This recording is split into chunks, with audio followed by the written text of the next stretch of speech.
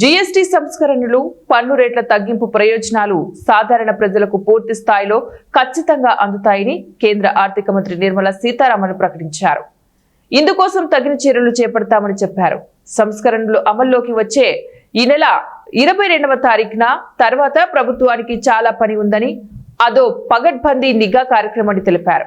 GST సంస్కరణల అమల్లో సహకరిస్తామని, ప్రయోజనాలను ప్రజలకు అందిస్తామని ప్రభుత్వ, ప్రైవేటు సంస్థలన్నీ హామీ ఇచ్చాయని, ఒకవేళ ఏదైనా కంపెనీ భిన్నంగా వ్యవహరిస్తే వారితో మాట్లాడి తేలుస్తామని పేర్కొన్నారు. శుక్రవారం ఢిల్లీలో ఇండియా టుడే టీవీకి ఇచ్చిన ఇంటర్వ్యూలో నిర్మలా సీతారామన్ మాట్లాడారు.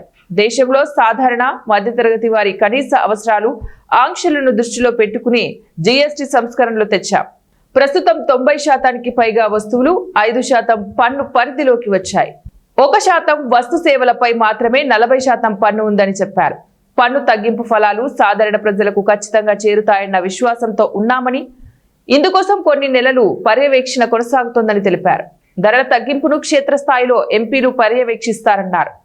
పన్ను తగ్గింపుతో కేంద్ర రాష్ట్రాలకు ప్రస్తుతం ఆదాయం తగ్గుతుందని, అయితే వినియోగం పెరగడం వల్ల తిరిగి ఆదాయం పెరుగుతుందని చెప్పారు.